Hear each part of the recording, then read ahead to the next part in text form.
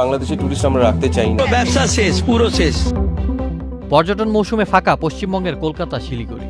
বিগত বছরে এ সময় পর্যটকের ঢল থাকলেও এবার পর্যটক সংকটে পশ্চিমবঙ্গ। ভারতের পর্যটন ও চিকিৎসা খাতের একটা বড় অংশ বাংলাদেশিদের উপর নির্ভরশীল। চলতি বছরের আগস্ট মাস থেকে ধীরে ধীরে ভারতের পশ্চিমবঙ্গে বাংলাদেশি পর্যটকদের সংখ্যা কমতে শুরু করলেও এখন তা একেবারেই তলানিতে ঠেকেছে। বাংলাদেশি পর্যটকদের অভাবে অর্থনৈতিক চরম সংকটে পড়েছে কলকাতা, শিলিগুড়ি। কলকাতার এক টুকরো মিনি বাংলাদেশ নামে পরিচিত নিউ মার্কেট চত্বরের ব্যবসায়ীদের বাণিজ্যিক কর্মকাণ্ড প্রায় 70% কমে গেছে। বাংলাদেশিদের কলকাতা ভ্রমণ ব্যাপক হারে কমে গেছে, ফলে কলকাতার নিউ মার্কেটে ব্যবসায় ধস নেমেছে।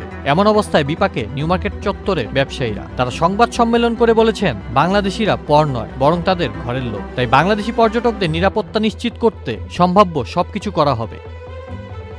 কলকাতা নিউ মার্কেটের Marquis street, free school street, Rafi Ahmed street, Royd street সহ প্রায় সব এলাকায় হোটেল, মুদ্রা বিনিময়, খুচরা দোকানের ব্যবসা, ট্রাভেল এজেন্সি, রেলের টিকিট, বিমানের টিকিট বুকিং এজেন্সিগুলোকে বড় ধরনের লোকসান গুনতে হচ্ছে।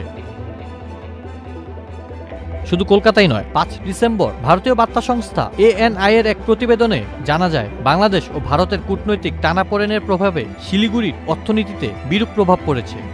শিলিগুড়ি মূলত পর্যটন, শিক্ষা ও চিকিৎসার জন্য পরিচিত। এটি ভারতের উত্তর পূর্বাঞ্চলকে মূল ভূখণ্ডের সাথে সংযুক্ত করে এবং নেপাল, ভুটান ও বাংলাদেশের সঙ্গে আন্তর্জাতিক প্রবেশপথ হিসেবে কাজ করে। তবে বাংলাদেশিদের ভিসা সংক্রান্ত জটিলতায় পর্যটকদের সংখ্যা কমে গেছে।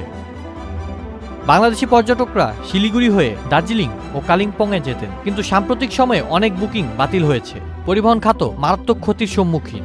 আগে ঢাকা থেকে শিলিগুড়িগামী বাসগুলো পর্যটকে পূর্ণ থাকলেও এখন যাত্রী শূন্য। স্থানীয় ব্যবসায়ীরা বলেন, বাংলাদেশি পর্যটকদের অনুপস্থিতি সরাসরি হোটেল, পরিবহন ও ব্যবসায় প্রভাব ফেলছে। পরিস্থিতি যদি এমনই থাকে, অনেকের জীবিকা হুমকির মুখে পড়বে। বিশেষজ্ঞরা মনে করছেন, বাংলাদেশ ও ভারতের মধ্যে চলমান রাজনৈতিক অস্থিরতা এবং কূটনৈতিক সম্পর্কের অবনতি এই পরিস্থিতির জন্য দায়ী। ব্যবসায়ীরা ভারতের কেন্দ্রীয় সরকারের প্রতি পরিস্থিতি স্বাভাবিক করতে দ্রুত ব্যবস্থা নেওয়ার আহ্বান জানিয়েছেন। আউসাফুল ইসলাম আকিফ, চ্যানেল আই।